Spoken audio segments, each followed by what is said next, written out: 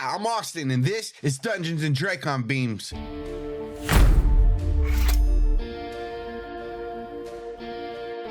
Previously on Dungeons and Dracon Beams, Samira's heels clicked smartly down the hallway as she navigated to Mr. Statoric's classroom. Through the vertical window slats in the faux wood classroom doors, she could see snippets of lessons being taught and teenagers in varying states of attention. She clucked her tongue in disapproval as she noted the desks hastily pulled out of storage to fit the sudden influx of students from the Ocean Grove campus. She had studied hard through her own schooling to ensure she would have a hand in shaping the future of the education for future generations, and this was not peak learning environment. She shook her head in disappointment as she arrived at Mr. Statoric's classroom and knocked sharply before entering. She collected one of the new students named Kamren and began to escort him to the offices. She smiled kindly as she held the door open for him and ushered him in, and then felt the heavy burden of pity knowing what news was about to be delivered. Snagging a hall pass from the teacher with a pathetic excuse, Savannah walked herself to the office area of the school, where she waited, leaned up against a wall, ready to catch Kamren as he exited. He didn't seem too surprised to see her when he left. Instead, he seemed resigned. Firstly, to the fact that his dad's credit card had bounced and he was kicked off the Australia trip, and secondly, to the fact that this was the final straw. He was no longer going to stay a student here once the school dance was over. Savannah's protest pulled out of Kamren that he was pretty sure that he didn't have a future, at least not one that looked like playing football or getting a job, and he felt like he could be of more use freeing up time for the whole Humanimals business. Speaking of, he was thinking about heading out early today, going to get a jump on their big mission. Using the juxtaposition of the importance of Mr. Statoric's class versus saving the world, he got Savannah to begrudgingly agree they should all go. One day lost in school is about 0.57% of the curriculum, on average. If a student misses 2 days of school per month on average over their 12-year career, that's around 83% of an entire school year. These are facts that the students of Mr. Statoric will never be taught or able to calculate on their own, which is why it was not so great a loss when they decided to leave early and start on their critical mission. Dylan's quick thinking got her dad to call the school and give her permission to leave, whereas Zach just walked out and skated away. Chuck watched as 4 students headed towards the black Mustang. He narrowed his eyes because he knew that car, and he knew that kid, the tall one with the little ponytail thing. He grumbled in dissatisfaction as he snapped the newspaper out in front of him. He would stop them, but they had a parent or something with them, and they waved on the way past. Next time. The crows on the roof of Pacific Tower echoed out warnings as they saw one of their own taking off amidst the sighting of raptors. Osprey weren't particularly concerning to the crows, but one-on-one you couldn't be too careful. The crow head burst out staccato caws in return as it winged away, followed by a few ducks. This, of course, is no natural wildlife scene, but the guerrilla fighting force that held the fate of the Earth squarely on their wings. As they made it to Fort Perrin and the spot that they had scoped out, 4 teens and 2 aliens twisted out of the bodies of various birds before rapidly shrinking again into the industrious forms of the American badger. A short scuffle ensued while they adjusted to their new morphs, and then the real work began: digging. Aximili took the lead to ensure their directions were accurate, and they went deep down into the earth. While he tunneled ahead, the rest of them followed behind, moving dirt out of the way and carving out burrows along the route to be used as switchback points. The entire operation taking only a few hours thanks to the borrowed badger forms. And when they finally got close enough to peek through, what they saw was horror. A Yeerk pool and a small Kandrona, an infestation pier, human guards, a small side room where unwilling humans, Hork-Bajir, Ged, and more were dragged to become unwilling slave to the Yeerks. Savannah backed up gently into the tunnel while Zach began burrowing against the other end that they had dug out, and that opened a small window into the large room where the ship should be dropped.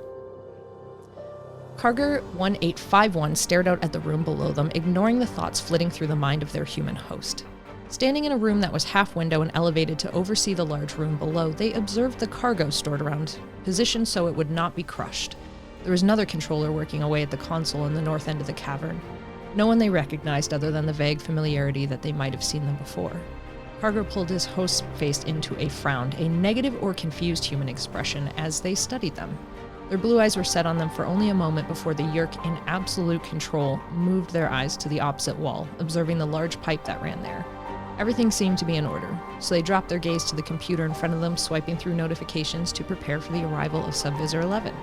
After which they pulled out the phone to scroll TikTok. A jolt of dopamine felt pretty good along the human brain as they scrolled mindless videos. At no point did they notice the 2 flies that buzzed, looping arcs across the cavern, or the spider that silently climbed out of a small hole in the wall, or the cockroach that made it approximately 3 feet before turning around and leaving. The Yeerks had not yet acquired a host with X-ray vision, which was good. Because if they had, they would see that just behind the wall of the massive underground bunker, a space was being carved out. Enough space for a few humans, maybe an Andalite, and just maybe enough space for some battlemorphs. And that's where we are now.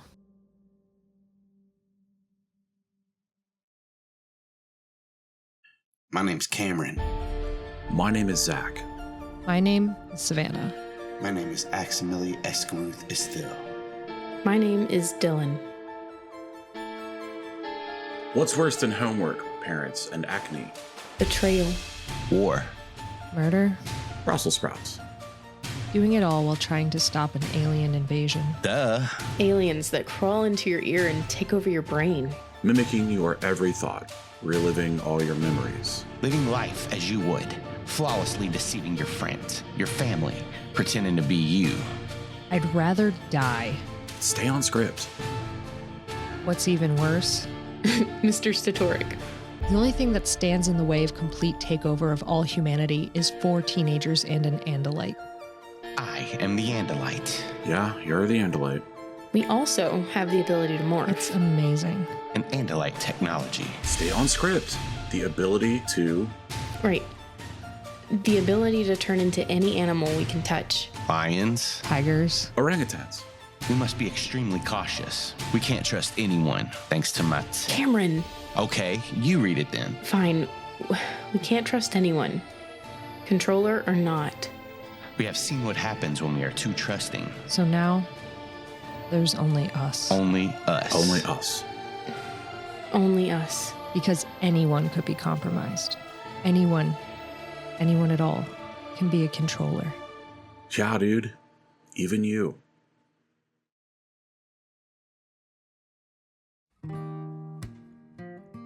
A small mouse panics as it hides in an offshoot of a hole that was dug by badgers.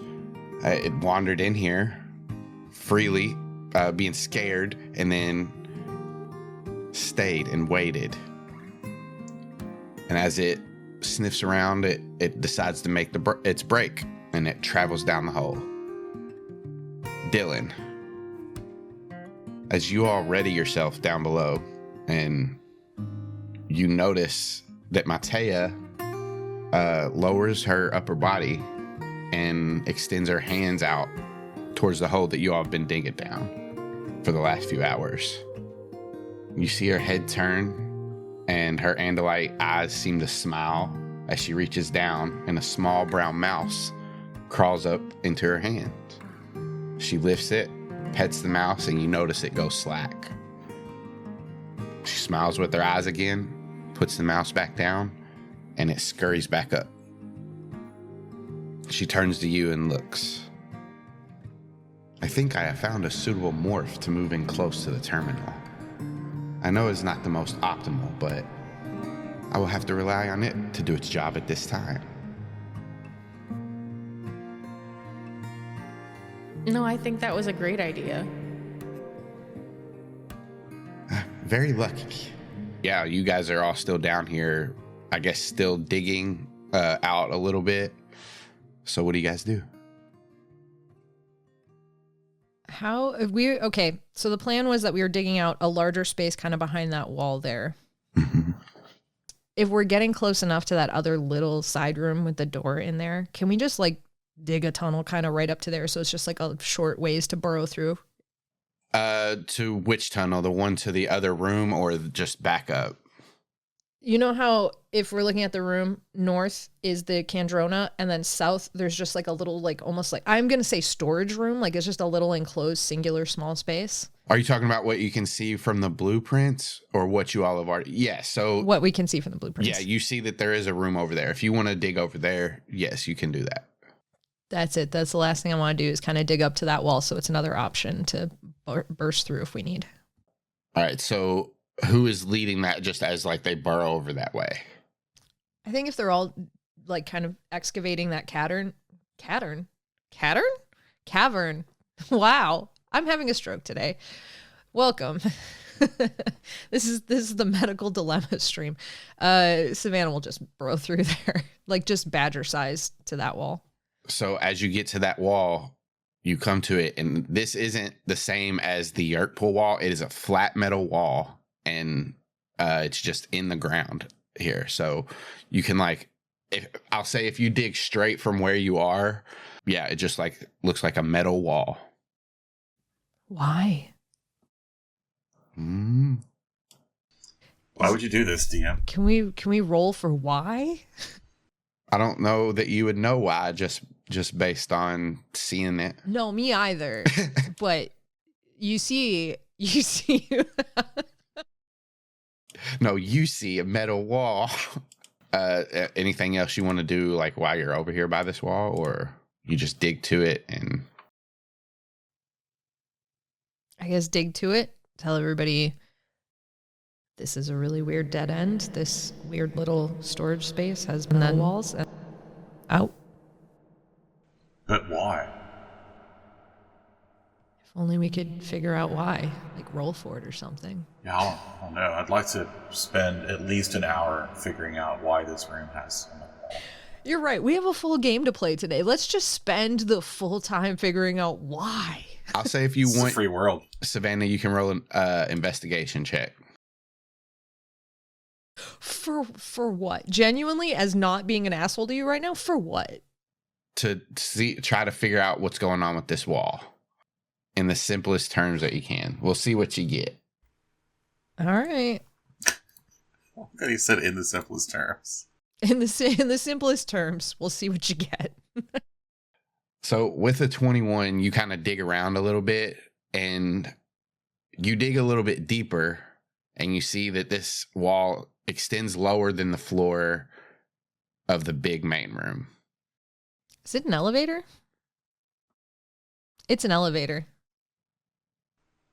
If you dig a little bit further, it goes down even deeper and even deeper. And I think you could surmise that this is like something that can take you from one level to another.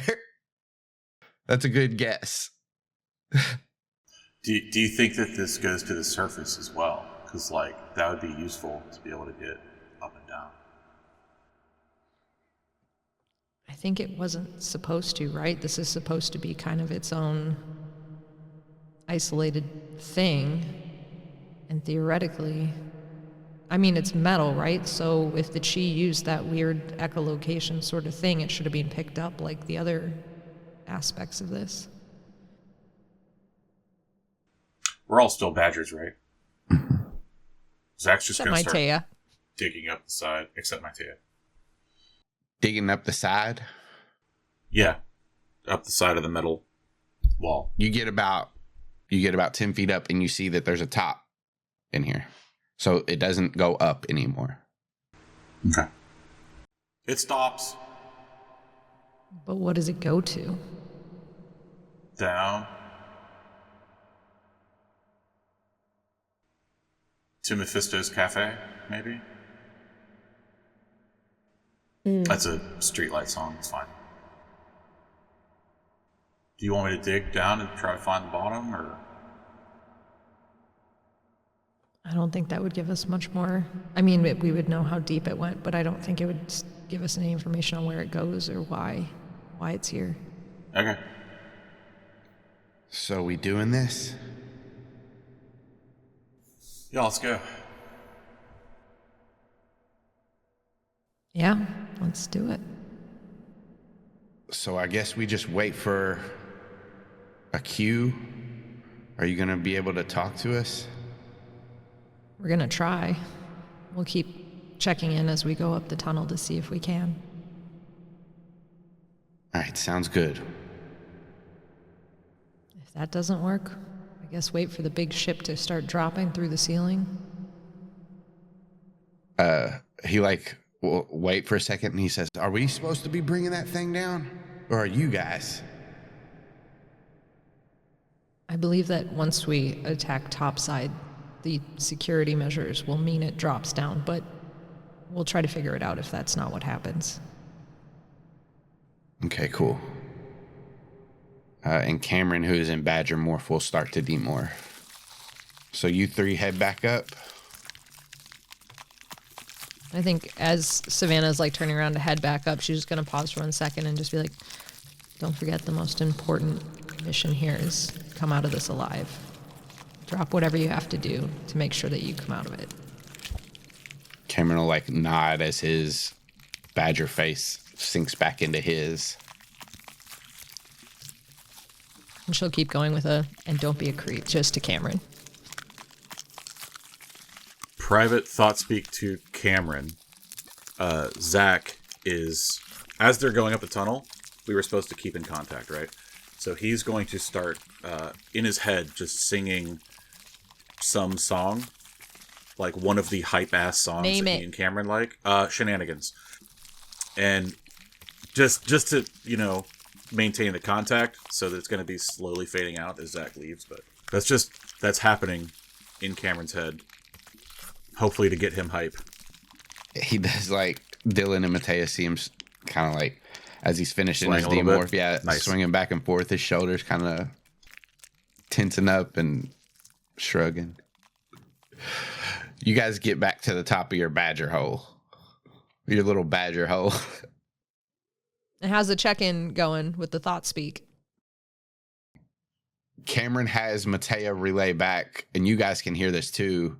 Kamren has said that Zach's song is getting fainter. I do not know what this means. We're getting further away. I mean that I have not heard a song from Zach. Just privately, Zach, do you want to share with Matea, I guess? Oh, yeah, if she's into this. And then he'll loop in everyone, like whether you want it or not now.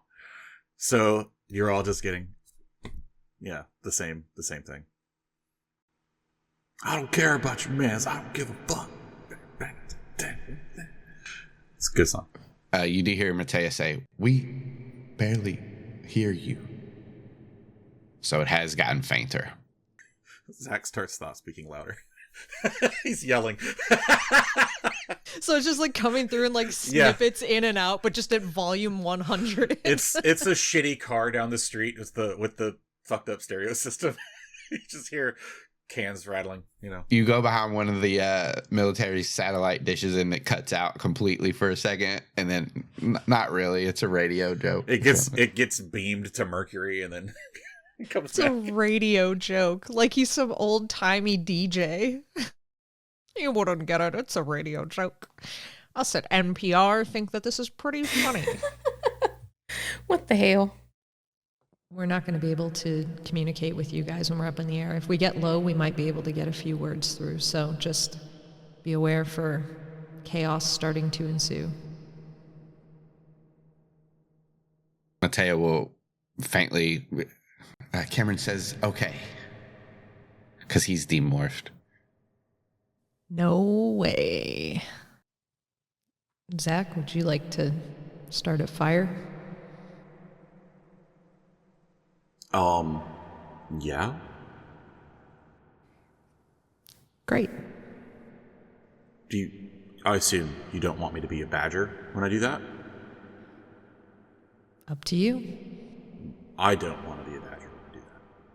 So Zach, hunkers down behind something and starts to demorph. Yep, you can all demorph. Aximili will go in that little rundown shed that's near demorph. The sheed. The sheed needs an andalite. What would you like me to do?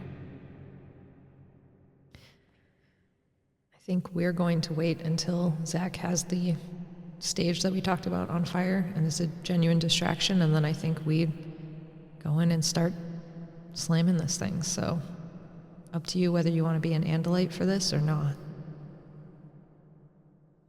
If you have no worries about any humans that aren't controllers seeing me, I am more comfortable and faster in this body. But if you want more destruction, I can go bigger. Well, I'll have the rhino on lock, so I think you're good to be you. Zach is human now and looks at Savannah and kind of goes, I'm having a problem deciding. So kombucha is very large, very powerful, but also very large. I also have a lemur, So, like, pretty small. I could start fires as a lemur. I've got the mandrill, which is, like, in between. Savannah's just demorphing from a badger while this is going on, and I like to imagine she's just demorphing to, like, arms crossed, just, like, nodding along to, like, Zach's train of thought. Like, not weighing in, just like, So, I mean, orangutan, right? Like, that's the move? It's up to you. Okay. Well, good talk. And he just kind of hunches over a little bit as he starts to bulk up and get hairier. And shrinks slightly, I think. Orangutans are fairly short, right? They're like 4 feet tall, 5 feet tall. Because they got no legs. They're just feet attached to hips. Like E.T. That's how it works, right? Just like E.T. Not at all. Okay, he is an orangutan after a couple minutes. A minute, a half a minute. You all are not too far from like the walls of the base or anything like that, but far enough to where you wouldn't get caught. So it'll take you a couple of minutes to like get to where you can climb over the wall. But if you want to roll a stealth check. Before that, Zach is going to hold a big old hand out for crystals and or other tools for fire starting. Did we bring any? Because I know we took it down to Maitea. I don't know that we brought any up with us. I'll leave that up to you guys, but whatever you take, they won't have down there. So. Yeah. Like we talked about it when we had the stuff, but I don't think we specified that we took anything. I thought we were going to split them evenly. Like we were going to have some up top and some below. I don't think any of us up top know how to set any of the bombs, but like the crystals maybe. Oh, Zach knows how to do bombs, right? I don't think Zach's ever set any bombs, but like the ones that Maitea made, she could give you like a quick rundown. It'll be a check, but... Okay, I can do a check. There were also those crystals if you all wanted to use those, which you know you just have to break them. I mean, to be honest, I know that Savannah talked to Zach about it down below. She didn't do anything. If Zach specified with Maitea, I'll leave it up to Nate. Okay. How many bombs did Maitea make? She made 3. They need at least 1 for the Yeerk pool room. Okay. And how many crystals explodey crystals are there? We have 7 orange crystals. Okay. I would have asked for 1 so that I can make sure that there's a good fire started on the stage. So I'll hold my hand out. Big old monkey hand. If Savannah had grabbed it, she'll hand it over. Put it in fist and start knuckle walking over to the wall. You're being sneaky? Yeah, I need to sneak it up, don't I?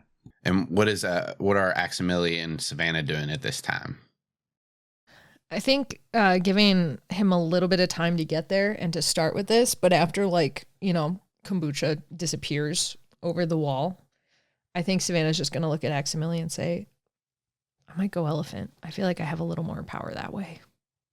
And then she'll start her morph. I'm not stealthy. That's a 10, y'all. Well, did you specify that you were making the little piano twinkle toes as you were sneaking across? Because that would have given you a bonus to Does that give you advantage? Yeah. So, Zach, you pull yourself up on the wall and are stealthily climbing over. And as you do, you hear a loud crack ring out in the distance. Does a 15 hit your AC? God. Yeah. You take, holy shit, 18 piercing damage as you feel a bullet enter your shoulder and start to burn. And you drop down on the other side of the, you're in the military base, but you have just taken a shot. Which arm did they hit? Left. I had the crystal in my right hand. I wanted to make sure. So, I'm going to calmly say, I think they saw me. And I'm going to start running at full speed towards the stage. There are still a few walls. They're just not as high as the outside wall. Okay. General direction of the stage. Yeah. Roll me an athletics check. 20. You do hear another shot, and as you're running, it just doesn't hit you. You get to a wall, climb over another wall, climb over another wall, and there is the stage. It's about 20 feet from you. So they have cached almost all of the bonus that I have. Not quite. Savannah, roll me a concentration check, because I assume after you hear that, you're going to try to morph faster. We'll see. Yeah, this distracts you a little bit, and you can't morph any faster, but you're another stage in. Zach, you know that the area around you is alert. Like, they're watching now, and people are, like, moving around. No alarms or anything yet, but people are, like, on edge. They heard a rifle shot, so. Okay. I'm heading for the top of this building. All right, yeah. This corner here. You can use your movement to get up there. You have a climb speed, so there's no check. All right, I'm going to get up there, and then I'm going to spike this crystal as hard as I can into the stage. As an orangutan, it's pretty hard. Just to see how well you do at getting it where you want it, roll a D20 plus your dexterity. 17. Yeah, you hit exactly where you want to hit on the stage, and the crystal breaks and explodes.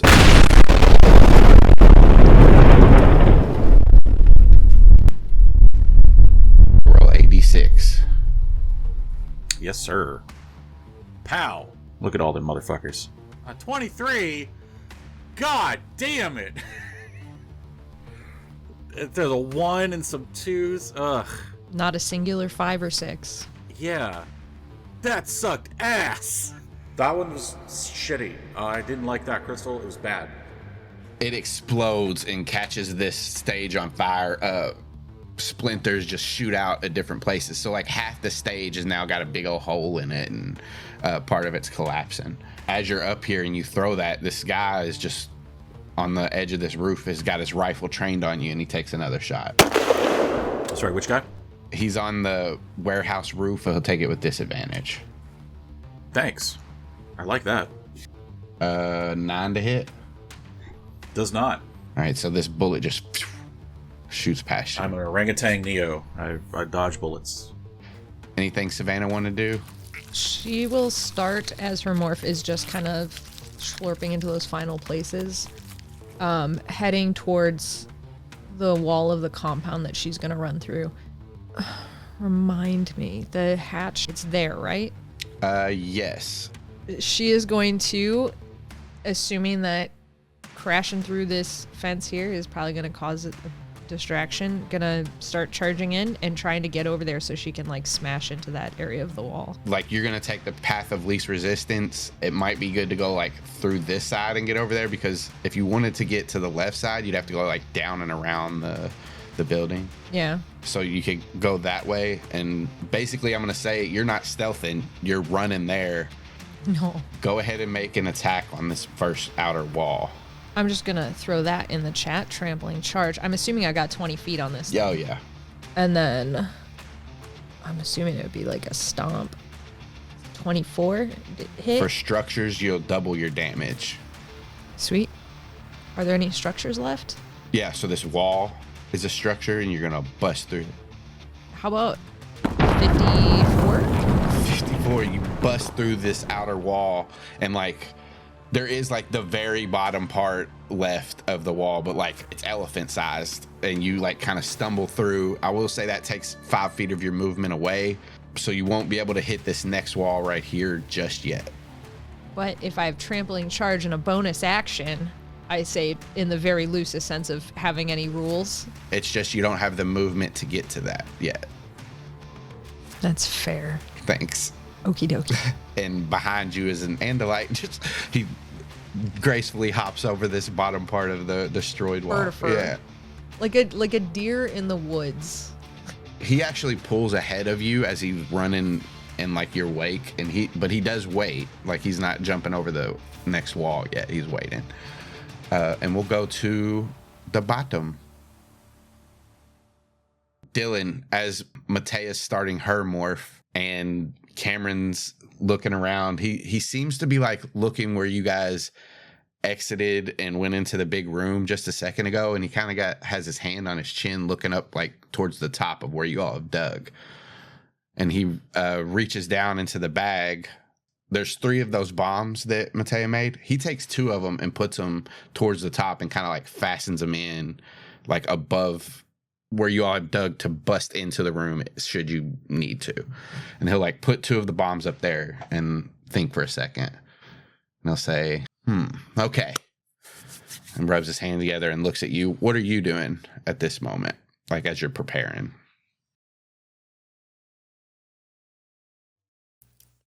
Dylan has been getting like a crash course from Maitea on how to use the bomb, how to hack into the terminal, all that stuff.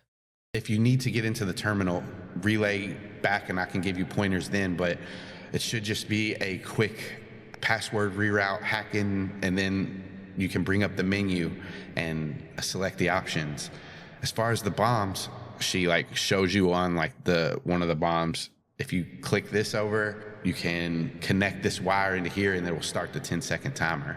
Be careful to only get it into this slot. If you go too far off, there's a chance that it will pre-detonate. So just be very, very careful. Got it. Don't blow myself up. Yes, yes. And Kamren will say, so, here's the plan. Maitea morphs Mighty Mouse. Waits for the cue. The cue being the battle to start up there, and then she runs and gets into position. And when I hear the cue, or you, either one of us, we drop this weird Maitea bomb with the phone that's made from phone batteries and Roku remotes into the Yeerk pool room. It is a bit more complicated than that, Kamren. Doesn't matter as long as the thing goes boom. Because when that thing goes boom, Dylan, we got to be ready to go. So you'll be playing safety.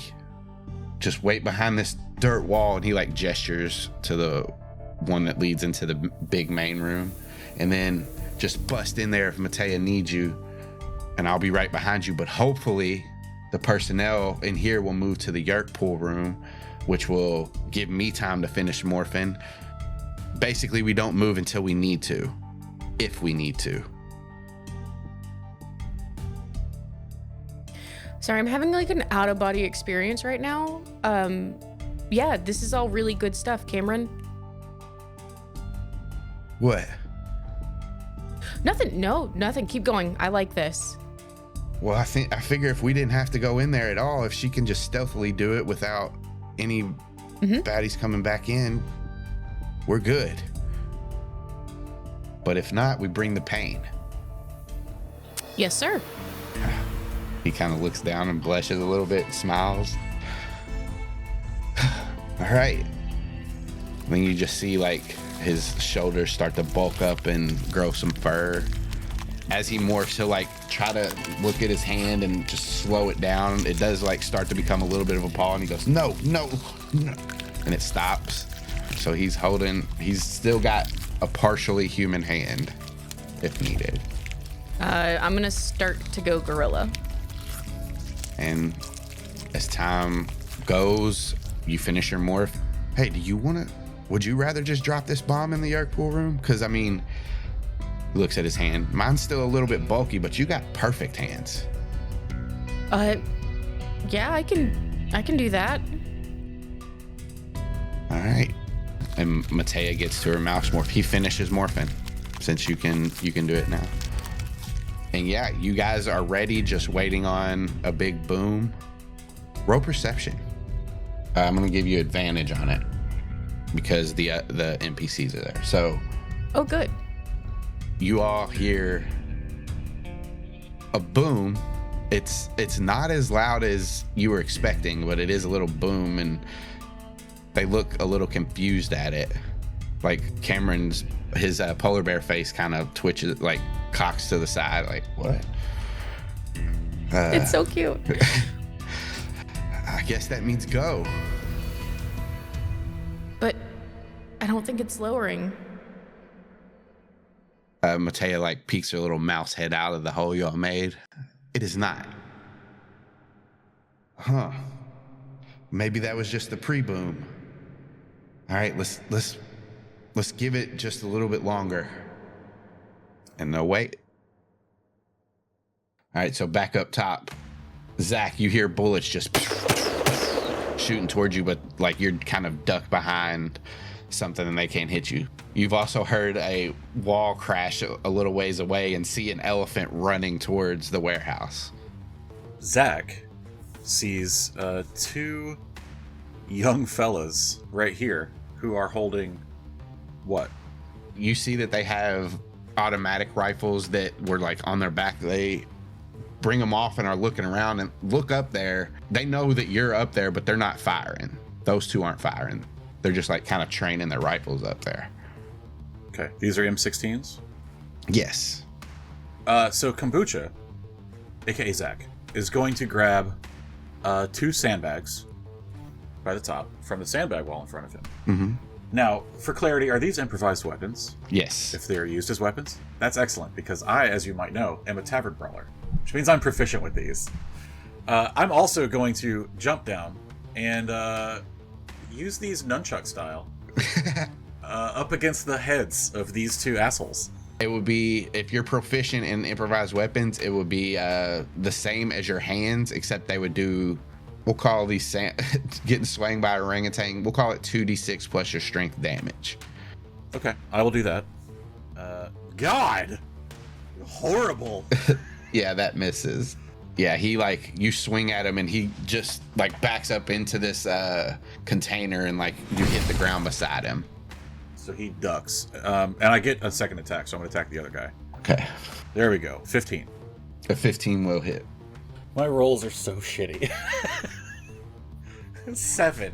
You swing one of these sandbags up and it hits this guy in the chin and one of his teeth fly out, but he just backs up and he's like, ah! And he points his M16 towards you. Got it. So he didn't drop his gun. This is what I wanted to do. They both do have their rifles trained on you now, but it's Savannah's turn. Once per turn, when you hit a creature with an attack that deals bludgeoning damage, you can grant disadvantage on the target's next attack roll. Okay. So the left one has disadvantage on his attack roll. Savannah. Would an elephant crashing through the fence count as a taunt Yes. as a bonus action? Cool. And I'll say you use that on your last turn, so it's active still and you have your full round of actions. Okay. And I have to specify a dude, right? Mm-hmm. Listen, I will understand argument because this is kind of being a dick about something you just said, but the guy on the right side that was shooting at Zach that has his rifle trained on, I want to pick that guy. Okay. You bust through that wall and like he's got his rifle trained on Zach, and out of the corner of his eye he sees you now and he's like, oh shit. And he turns. Mm-hmm. He also has advantage on attacks on me. That's the duality of it, but there you go. I would like to He doesn't say keep oh going through shit the because next he's a wall. Yeerk. He says, more Garfnash, the more one that you always say. Garfnash. That's Hork Vizier. What is the company? The Yeerk. Dapson? Daps. He says Dapson. It's pretty good, actually. That's a good pull. It's a good pull. May I please take out the next wall? Yeah. Roll it up. And I'll say you're continuing your movement, so it's still 20 foot. You got your charge Yeah. and shit. That'll hit. Sweet. And this is a smaller wall than the one you just came in. Easy. Bust through it. And then that was 15 feet. Another 15 feet will get you to the wall of the warehouse that you know is a hologram. You hitting it? Yeah, she's continuing that charge. She's not letting any of the steam go. She wants to crash into that wall as hard as she can. Roll it up. I'll say since you have your momentum going, you can make this one with advantage. Thank you. I appreciate that. Big damage. Big enough. You see into this hologram wall and you see everything just shimmer. And this guy, he's going to shoot at you at the same time. And then it flickers out and he starts to fall. So this is going to be a disadvantage on his attack, which you gave him advantage. So it's a flat roll as he just gets a pop shot off. Holy crap. Holy shit. It's a natural 20. Natural 20. 20 piercing damage. This guy in my head now canonically is the hunter from Jumanji. Alan. I don't know. You see it's like this hologram around the whole building, all of it. All these guards that were on top fall into it, but it keeps shimmering and cutting on and off as you've ran directly into the corner where one of the hologram generators was, and you see it's just crumpled a little bit in on the side of it.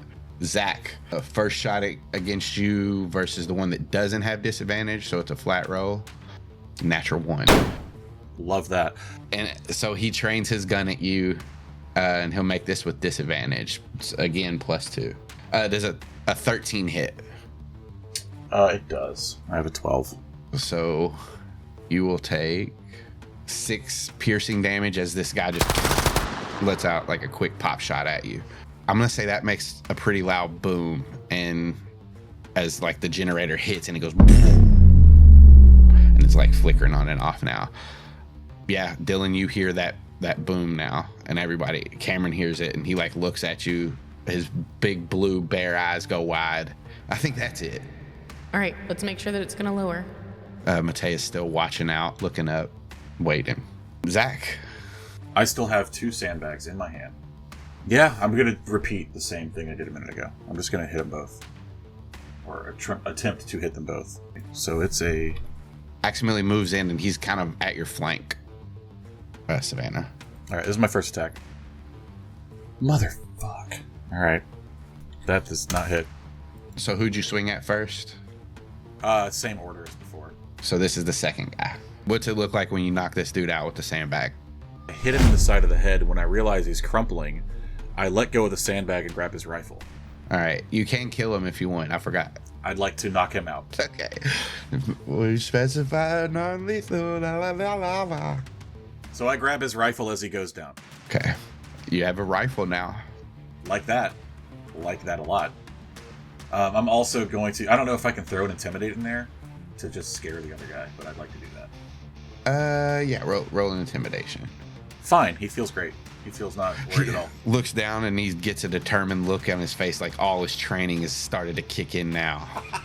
I've trained for this moment. All the monkey simulation that I've gone through. Monkey with a gun simulation. Seeing that you have the rifle now, he'll like train his gun back on you and take a shot. So +2. 14. Yeah, that'll hit. Oh, for 10 piercing. Okay. I'm fine. I don't care. Savannah, I'm gonna have to move you to a different map. Your fucking luck, I'm an elephant. You fucking can't lift me. All right, Savannah, you are down here. You see that there is, right next to you is a human who's kind of like pinned in between this generator and you, and then there's a Taxon right in front of you, and an Aximili beside you. What would you like to do? I would like to continue rolling through this generator and just continuing the charge like up towards the second generator, and I will hit Taxon, I will hit Hork-Bajir, I will hit the ship. I don't give a fuck. All right, we're gonna go into initiative. I just have Mambo number 5 on repeat in my head now. Which means the rest of the party also has it stuck in their head because Zach's singing it out loud as he's grabbing guns and knocking people out with sandbags. That's Just the worst one, fucking battle 2, anthem 3, 4, ever. 5. A little bit of my... I'm just imagining like the slow-mo pan over like the, you know what they did in that a movie I've never seen, but I'm gonna say it, Deadpool and Wolverine, like where they did the pan over the battle, except it's Mambo number 5. Yeah. Honestly, would have been killer Fantastic. in that movie. Yeah, super would have. Anyway, sorry. All right, so we're gonna start the top of the round now. Zach, you've just seen an elephant boom into this hologram, and it is flickering, and you can see the outline of the ship over some walls and some buildings. You can kind of see the top part of it. So, that being said, it is your turn. There's a man in front of you. My turn? Okay. I have one remaining sandbag. As a free action, I'm gonna just thought speak. Holy shit, you guys, there's an elephant over there. And then I'm gonna hit the dude with a sandbag. It's going to happen. This guy has fucking got immunity to sandbags. 14? Is a 14 good? Yes. It is a hit? Yes! Alright. Now, I'm gonna roll the damage. So he takes 9 damage. I get 2 attacks. So I'm gonna hit him with the butt of the rifle that's in my hand now. Yeah, you see his eye go cocked off of that sandbag hit. He's just like, Is this also an improvised weapon? yeah. All right, I'm still going to try to hit him first. I did. I hit him with the butt of a rifle harder than I meant to, I think. I probably do some exceptional amount of lasting damage to this host. His nose is fucked now. Like crushed. Okay. So his cockeye started fucking his nose. You see these guys down here seeing this go on. They're starting to make their way that way. Item manipulation, is that a free? Depends on what you want to do. I want to set the switch on the side of this gun to full auto. Oh, yeah, that's fine. And I'll leave the other rifle right here, and I'll pick it up in a minute. All right. Dylan. Guys, does it seem like it's lowering yet? I'll say Matea looks out and looks up, and she says, "Not yet. But there seems to be a commotion going." Definitely. What? Kamren? Go ahead and blow it. If we can just get them out of this room now, we know something's going on up there. Maybe they don't. But if you blow it, they'll go and we can start. All right, I'm going to start with one. And she's going to click the wire over to start the 10-second timer. Wait, like 1, 2, 3, drop it into the pool. I'm going to say you make a technology check, which is Arcana with advantage because Matea helped you. 15's good enough. So yeah, you cook this thing and then drop it in. I wanted it to go off like as soon as it hit the water. Cool. Or, liquid. Goop. You toss it over into that water and you do see like there's 2 guys in there and it splooshes in and like they look over at the Yeerk pool for a second and then it just explodes up. Roll 4d6. Ooh, okay. If you peek in at all, like just maybe out of the corner of your eye, you do see like some of the sloshy gray liquid starting to fall out of where these jagged rocks were holding it in, and it starts to spill all over in this floor in here. And these guys are like holding their ears and like ducking down. All right. I'm holding the next one. So Kamren did put 2 of them. There's 3 of them all together. He put 2 of them on the above where you are going into the big room. But there are crystals left if you wanted to use one of those. Oh, okay. We have 6 down here, so you're holding 1 now. Okay. Next up, Savannah. You see, as you're charging in, these 2 red-sashed Hork-Bajirs at the door look down at you. They look at each other, and then both start moving towards you. This one will get here. This one will get here with double moves. You also see this human that's kind of wearing armor. His armor is just like a metallic armor. He has a helmet on and everything. He's carrying a Dracon Beam, and he just starts to go to work on the terminal. And as his turn ends, he like looks over at you, and you just hear pressure release, and then the floor just starts to lower. Right next to you where you're standing, like Aximili is standing on a part that is starting to lower. This human here is humanoid shape. He's also wearing armor, but his is like a metallic-y red color. And he takes a few steps forward and aims his Dracon Beam at you. So make a dexterity save. DC 11. Why are you even bothering? That's why. Half damage. Oh, yay. So 11 halved is 5. Well, it's 5.5, but we round down. I will say that Taxon is right in the fucking line of fire of him, so he's gonna hit the Taxon, or Taxon's gonna make a save as well. Yeah, create a bloodlust immediately that the Taxons are all going to be involved in. It fails, so it takes 11 damage. And explodes. It does, part of its body explodes, but its mind and tongue are still flapping, and you see it like kind of start to crawl in circles as like half of its legs are gone. And it starts eating its own flesh. It might on its turn. It probably will. Oh, we have to wait for its turn. I gotcha. Down low, to Dylan. These two humans are doing something at the console that Matea sees, everybody else is blah, blah, blah. These two up here that Dylan, as you're like looking into the Yeerk pool room, you see one of them smash his hand down onto a terminal, and then he also types some stuff in. And at that, then these humans will like look to each other, and this one will start moving this way. He'll get to here. Now, at Zach, these humans start to move. They'll get here, and then they'll take a shot with their rifles. This +2. So first one, 8. Second one, natural 20. 17 piercing damage as this guy starts spraying towards you. Shit, there's a lot more humans where Savannah is. I forgot. They'd have to do stuff. Like pee their pants and leave. Yeah, I say you actually took them at surprise, so they won't do anything this round. The Hort Viziers are always ready. Matea will say, it looks like the platform is lowering. Kamren will say, all right, get in position, but wait. Don't start doing anything until people get out of the room. Yes, Kamren. She moves in. Let's see how far she can get. She's just a little mouse. We'll have her roll a stealth check. Yeah, but they're fast, dude. Yeah, they are. They're fast as humans, at least. Faster. I had a rat run right in front of me yesterday morning, and I was surprised by how fast it was. And I've seen rats before. Scurry, the mouse can dash or hide as a bonus action. So yes, Aww. 30 more full feet and a 17 stealth check.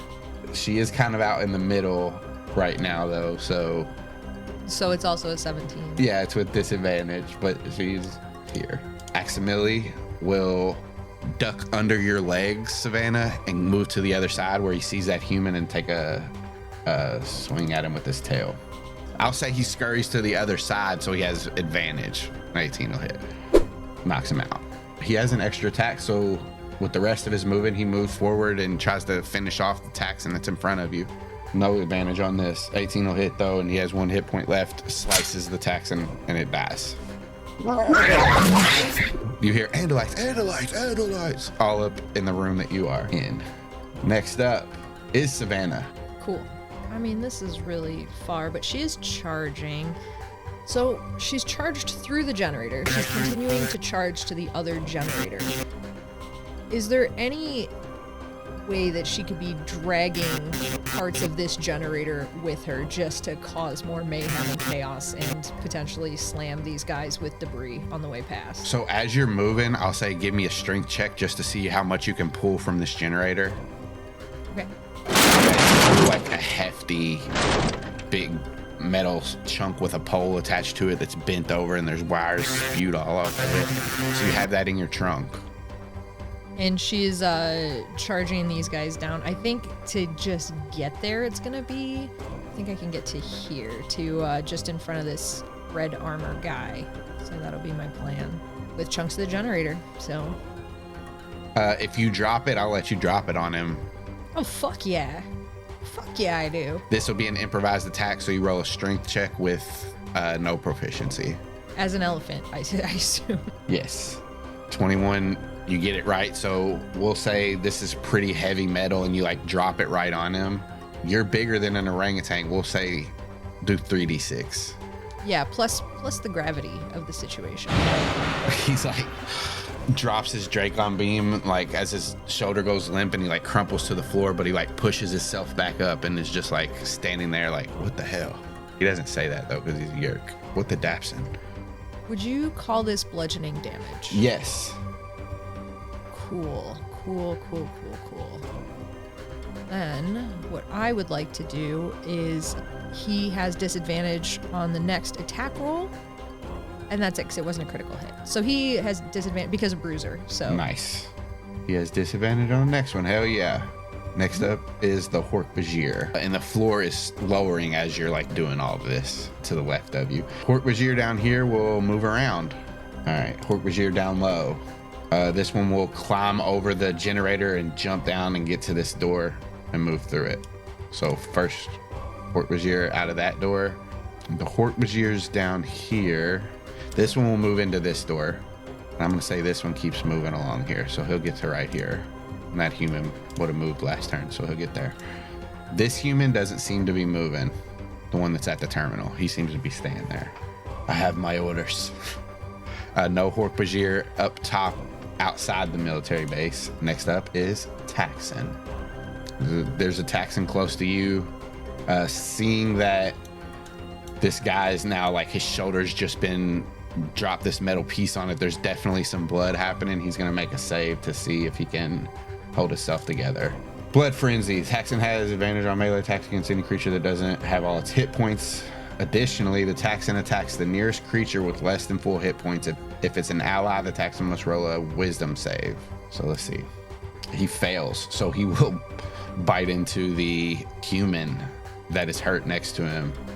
Let's see if he hits. He does, and he devours. Yeah, he starts eating and swallowing parts of this human as it bites into him. Wilhelm scream. Yeah, I think Aximili and Zach just hear Savannah go, oh. These ones will move. They can't move very fast, so they'll double move. You see another Taxon slither its head out of the ship. As it does, like its head peeks out, the green sashed Hork-Bajir that's standing on the ramp grabs it by its head, pushes it back in, and slams its hand against a button that's on the side of the ship, and the door just closes to the ship.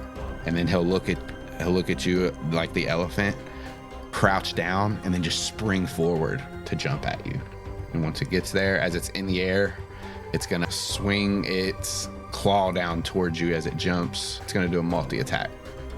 So first swing, 20 to hit. Yeah, dude.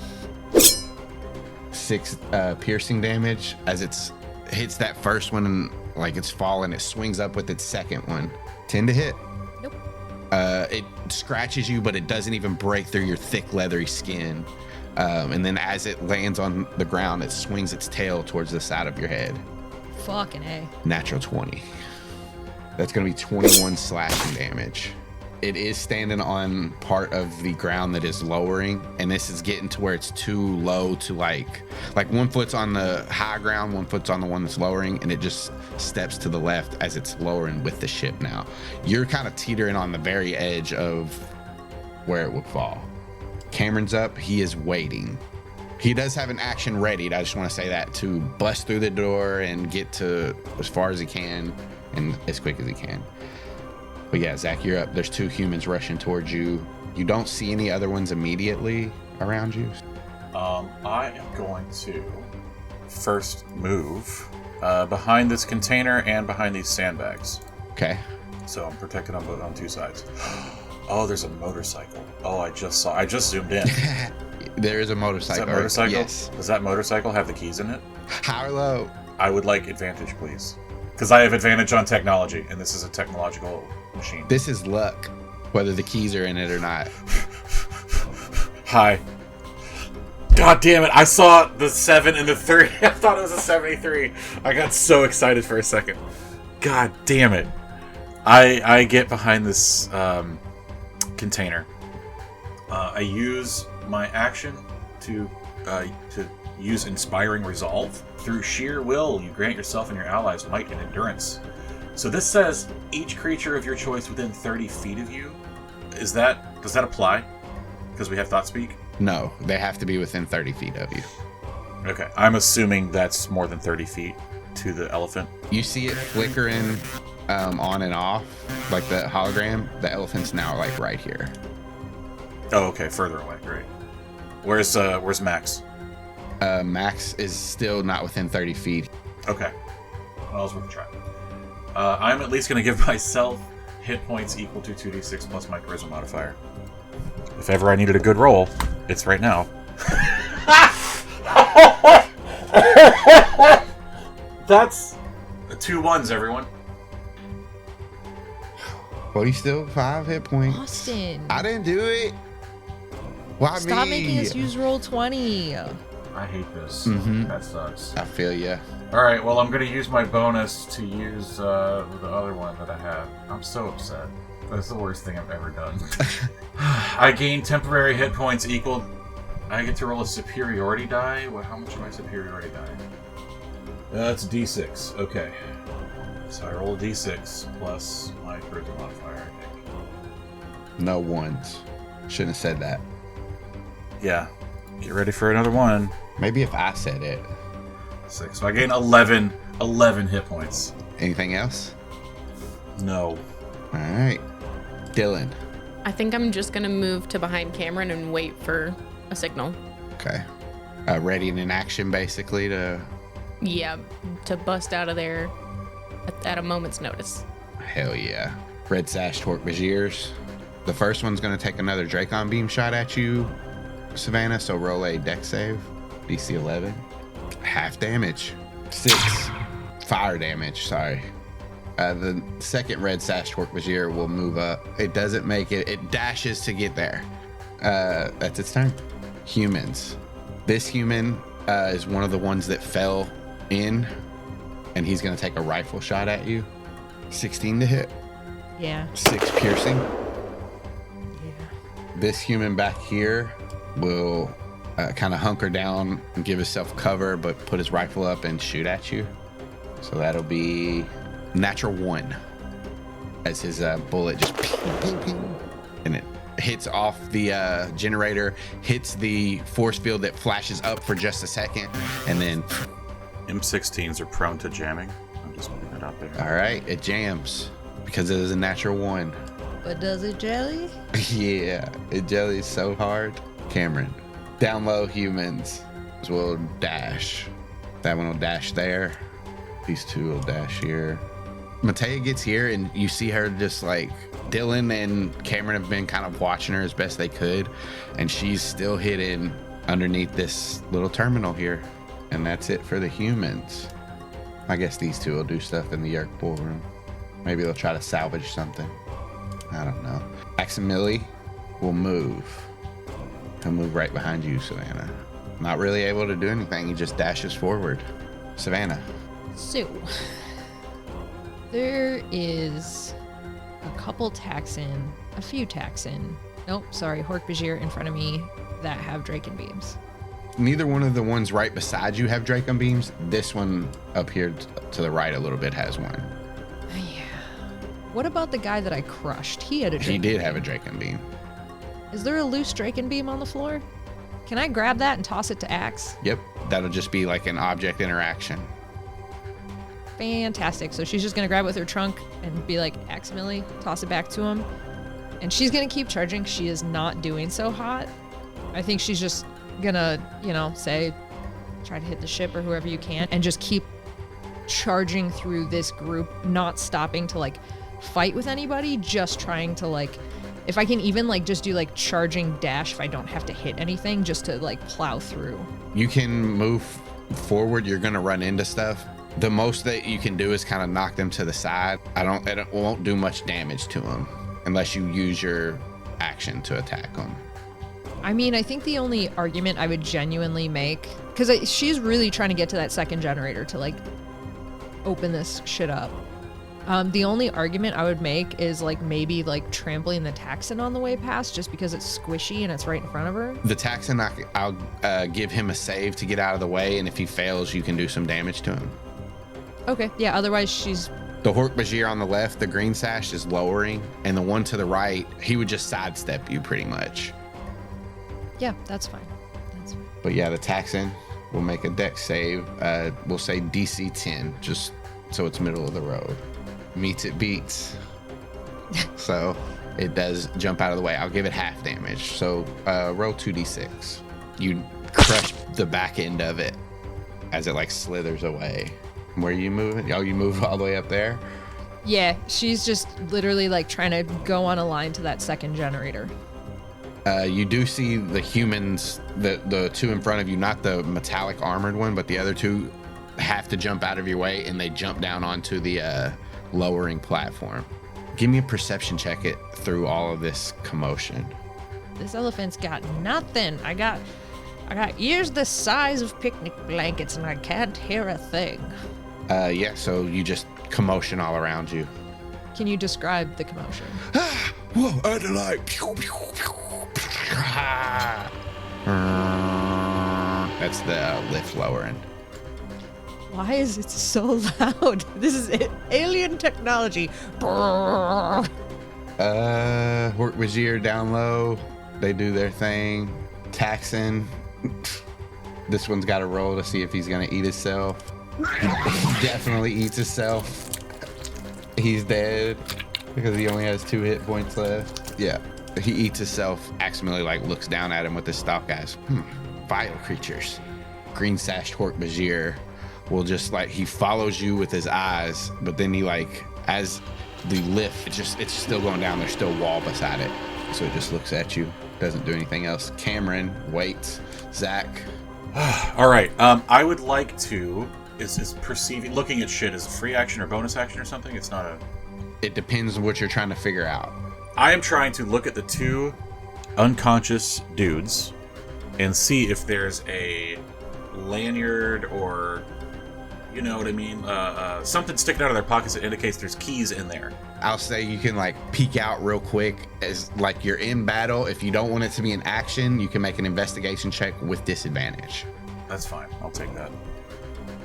12. I'll say with the 12, you do see one of the guys has a keychain that, like, as you dropped him down to the ground, part of the keys fell out. But, like, they're still in his pocket. Okay. But, like, there's 2 keys that are just out.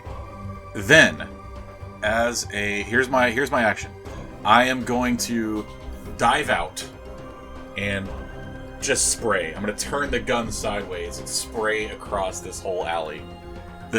Turning it sideways is a tactical maneuver. Yeah, just to be clear. Like O-Dog. I'm not just being dope, but like the kickback makes the gun go up. So if you do that, it goes automatically. Anyway. Hell yeah.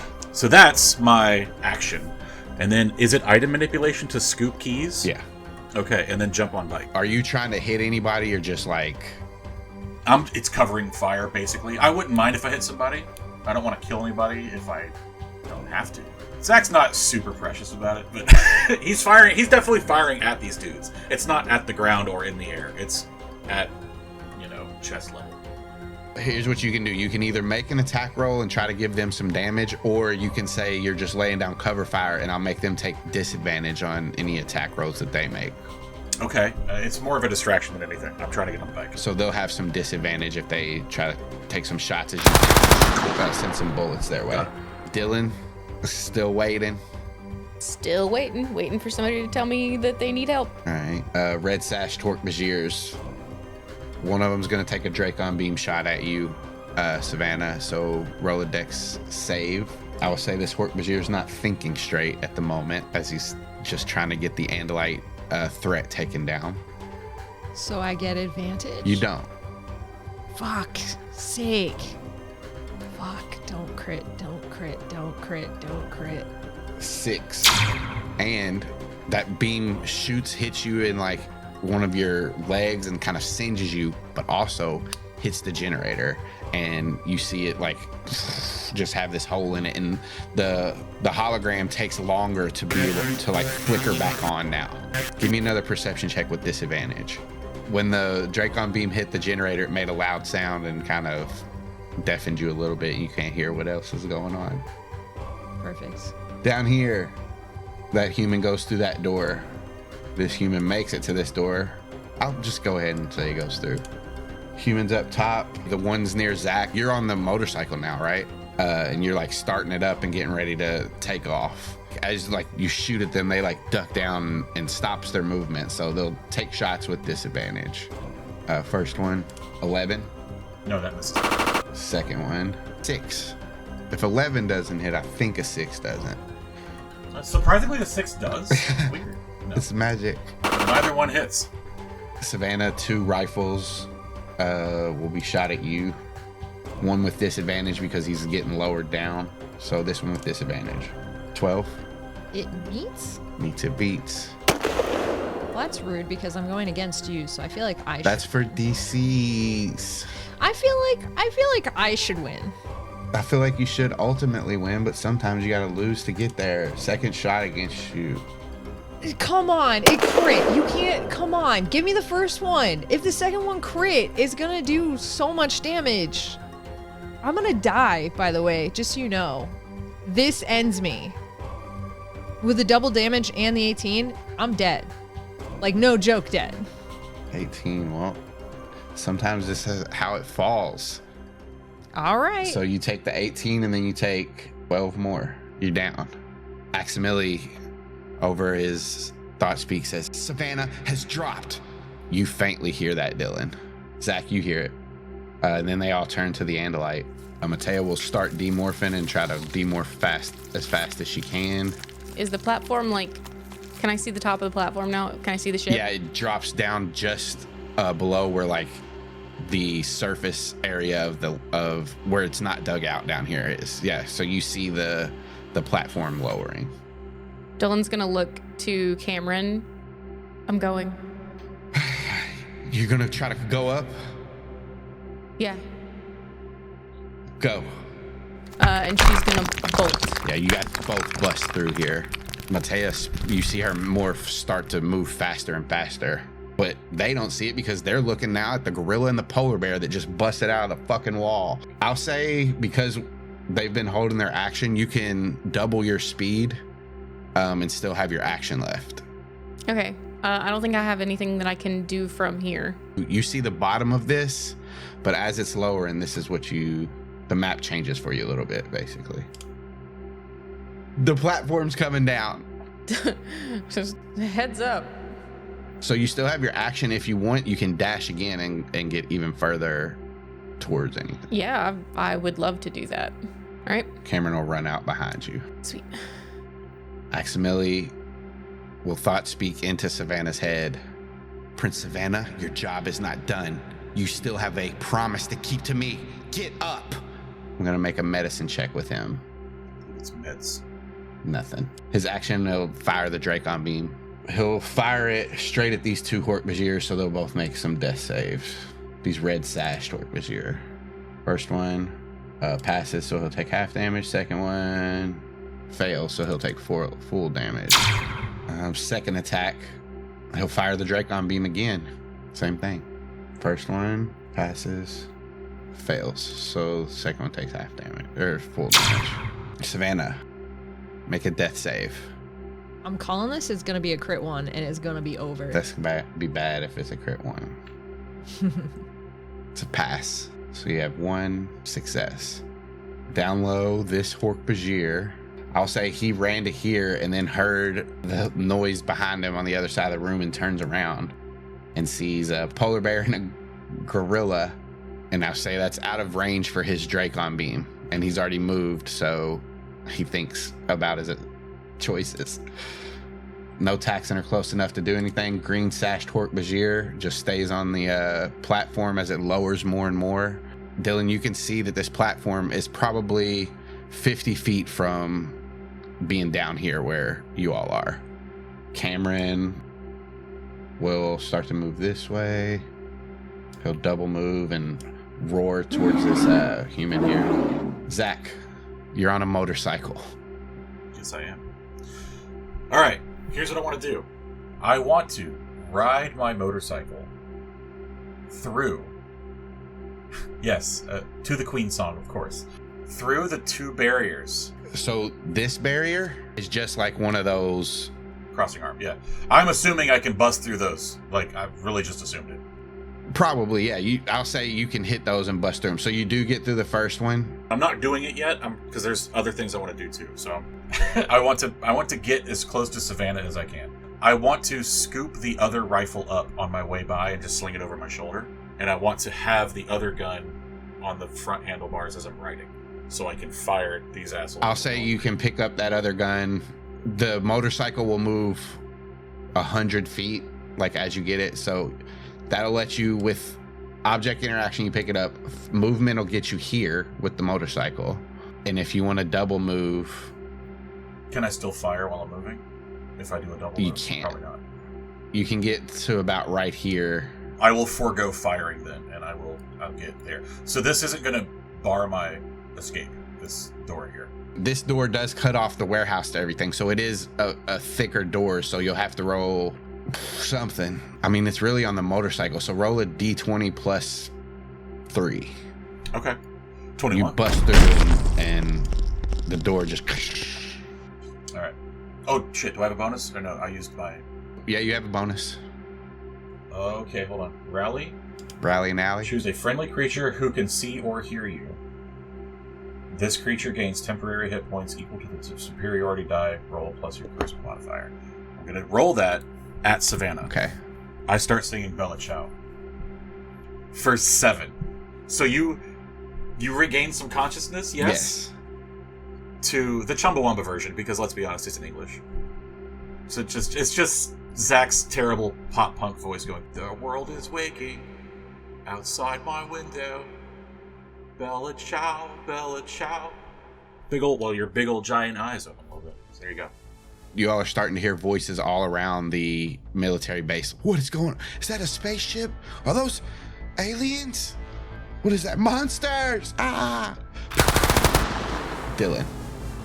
Yeah, I'm gonna keep moving toward this platform as it's lowering. I think I can get there. And I'm gonna start looking for any sort of like handholds, anything that I can use to kip up onto it. The platform is lower now, and I'll say now it's about 25 feet from the ground. And for one, you could, if you took a strong ass jump, you might be able to grab it. Like grab the bottom of the platform and pull yourself up. But to climb, like the shaft is basically a metal, slick and metal, but there's parts like on the bottom that you could climb up and get even higher towards the thing, just not all the way up there yet. I would like to try a strong ass jump. Roll a strength check. I do a strong ass jump. You are like hanging on the bottom part of the platform as it's lowering, and you grab onto it. Okay. Sweet. Red Sash Hork-Bajir are now turned towards Aximili. This one doesn't have a Dracon Beam, so he'll move forward and take 2 swings with his claws. Aximili's doing all right. First claw attack, 14, just hits him for 4 piercing. Second claw attack, 7 misses as Aximili bats the claw away with the side of his tail. Second Hork-Bajir will make a Dracon Beam shot right into the back of his fucking friend, but Aximili too. So dexterity save, full damage for Aximili. I was gonna say disadvantage on that one because he's not looking at the guy, so natural 1, he'll take the full damage as well. 10 to both of them. Watch where you're shooting, you fool. Sorry. Humans.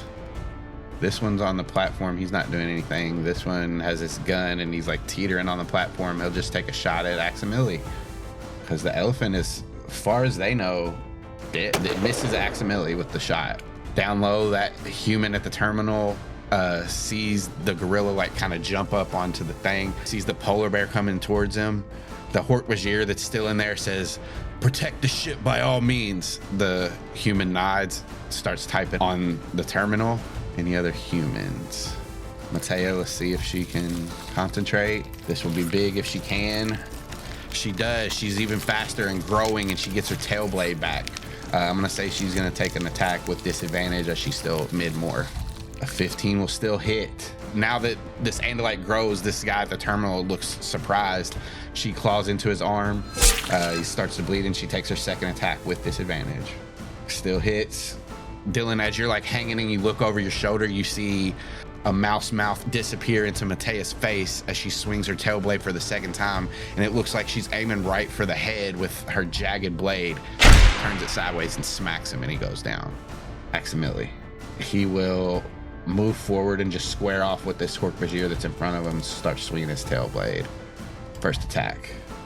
A 9 misses. Second attack. Natural 20 for 13. Aximili takes off this Hork-Bajir's leg. It is now slowed as well. Okay, so Savannah's coming back into consciousness. I think the very first thing that happens is she just goes, "Zach, knock it off." And then, because he's singing that terrible, terrible song. Hold on, you don't like Bella Ciao? Not from Zach. I think she just wants to try and like get back up and knock this second generator out, and it's twofold. It's to accomplish what she wants to do, but also to create a space, because I think she's going to immediately start demorphing. Yeah, that's cool. It's half your movement to stand up. I have 3 feet to go. You're good. I was just saying if you decide to run afterwards. No. She's just trying to knock. She's literally trying to accomplish the mission and then get into the wreckage of it so she has a place to demorph that's covered. All right, roll an attack roll. The AC, we'll say for the generator, because it's made of metal, is 7. 26 hits. Roll some damage on it. You smash into it and parts fly open and it's in a little bit. You can't quite get in there with your big elephant body yet. I think she'll just open thought speak to the team itself, like Humanimals and whoever it like. I don't know where Dylan is in that, but to all of them and just say, I'm gonna try to get in there and get a demorph and remorph. Yeah, Dylan is going to basically thought scream. Are you okay? Okay, enough. I have that extra attack. Why not? What's this second attack look like? So it got hit by that Dracon Beam. There's already a point of weakness. I think she like crawled up to her elephant feet and just started like leaning, slamming into it, and the thing started to kind of like crumble, parts come off, metal denting in. And then the second one was she just was able to put a little more oomph into it and crushed into the middle of it. As you do this, the flickering of the hologram stops and it's gone. And yeah, you start to crawl in there with your big hulking elephant body. Hork-Bajir. So there is a Hork-Bajir on the other side of this room. He does not have a Dracon Beam, so he's just running around trying to get to the Andalites on the other side of the room around this big hole. The Hork-Bajir down low, though, will start to move back towards the action as he thought about his choices last round. And he still is not within range of his Dracon Beam. Taxon don't really matter right now. They're still scrambling around too, trying to get to the Hork-Bajir. Or not to the Hork-Bajir, the Andalites. There's so many names. I'm sorry. It's just blah, blah, blah. I'm going to give the green sashed Hork-Bajir a perception check to see if he notices Dylan. We'll say, since you're down low, you have cover and stuff, we'll say a 13 to be able to see you. He does notice your hands. But I'll say where you came in and where he was on like the right side. You're on like the very north. He's going to have to take his full movement to get over there, but he does do that. He's like standing above you now, like as you're hanging. Kamren's going to move forward and it'll just double move, going straight at the Hork-Bajir. Zach stops singing mid-word and goes, sorry, I guess. And rides the motorcycle up to... I'm not totally clear on the layout. Is the generator like partially inside a building? It's in the very corner of that building. Of each of the buildings, there's 4 of them. 2 of them look fucked up now. Sure. Okay. He's going to ride the motorcycle up to... Is this... Okay. Another question. Is this a dude or is it a corpse at this point? Right in front of you. That's a dude and he's got a gun. Okay. Cool. I'm going to run over him. Or through him. However you want to play it. Because I want to get here so I can cover my best friend while she demorphs. Savannah has actually moved to here now. I'm sorry. But you have 100 feet of movement with that. I'll say that this guy will make a dex save to try to get out of the way. If not, you'll do some damage. Okay, so then different plan because this is different. I want to be clear. The gun is over the handlebars. I'm not really like looking down and aiming. It's at hip height or whatever, and I'm steering. So I'm moving and shooting straight ahead. So it'll still be an attack roll. It'll just be with disadvantage. Okay. I'll take that. How many can I attack when it's at full auto? It'll just increase the damage. All right, so it's still one target. Mm-hmm. I guess it's the guy in front of me. Mm-hmm. 18. 18 will hit. So instead of 3d6, this will be 3d8. Great. I finally got a good roll. It's an 18. He explodes. Yeah, he drops to the ground. You roll over his leg. This guy's dead. Yeah, I, should have moved. You have 100 feet of movement. Yeah, I go here. As far up here as I can. I do have... You can attack twice instead of once. Yes, I also have Distracting Strike. Oh, that's only to the one that up to the one that I hit, and he's very dead, so that doesn't help. Okay, yeah, I'll attack again and shoot. Can I do a covering fire thing this time to... Yes.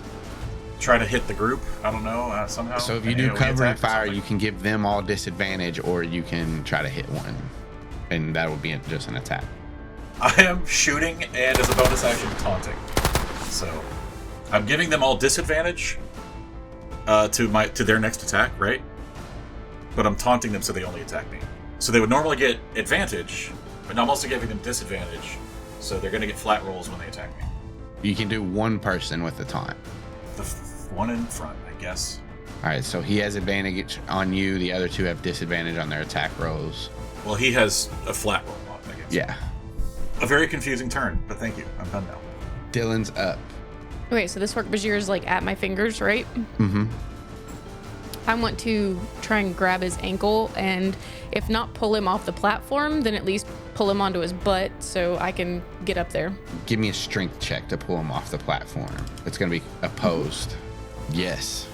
Suck it, nerd. You pull him off and he falls to the ground and he'll take some fall damage. Sweet. He falls to the ground and is like on his back as you're still like hanging with one arm. Yeah, I want to pull myself up. All right, yeah, you get up there and you see like a human with a rifle like looking at you, and you just like point it towards you. I'll say you only use 5 feet of movement to get up there. Oh, okay, sweet. Sweet. So where is this guy? He's about, we'll say 10 feet in front of you. Yeah, then I'm gonna move to him and try and smash my big old meaty gorilla fist across his head. All right, yeah, that'll be your second attack, so roll it up. Sweet. 20 will hit. Nice. All right. Non-lethal. All right. His hemorrhaging stops. I non-lethally smash him in the face with a cinder block. Yeah. At this point, Dylan doesn't know if it's lethal or not. She just smacks him. She's panicked a little bit, so yeah, I think she just smacks him, and he sort of like, she hits him so hard because she's a gorilla and he's a human, he just kind of flies a few feet and doesn't move. And she's like, I'll worry about it later. Aximili's turn. Placed one. An 18. He does take him out with 12 damage. With his movement, he can get to the second Hork-Bajir, and he'll take an attack on him. 16 will hit for 14 damage. Now it's the Hork-Bajir's turn, who's still hanging on. And since he's right in melee with him, he's going to just make an attack on him with his claws. First attack. Misses. Second attack. Hit. So this guy swings, Aximili ducks under his attack, and then he comes back with like his elbow blade and just slashes Ax's back. Prince Savannah, what is the plan? Maybe try to take a shot at the ship and then let's get out of here. We can regroup and come back. Yes. Matea's finished demorphing now, and she starts to do some work on this terminal. The humans, that one's gone because Savannah kicked its ass. This one is still up here. He'll take a shot at the Andalite. Miss. So the one's outside. First one that is a flat roll against you, Zach. So this is just he pulls a sidearm, a pistol, for a 5 to hit. The second one will do the same thing behind him, pull a pistol. So this is with disadvantage. Zach's not getting any more automatic rifles. Misses with a 9. Third one with his pistol, disadvantage, an 18. I'll take that. That will be 5 damage. Yeah, that's it for his turn. The humans that are in the observatory that's down low in like the basement part, they're like looking out and they see all this, and you notice, Dylan, as the lift gets to the very bottom, one of them slams their hand down and you see a shimmer of red appear above you and around the whole ship, just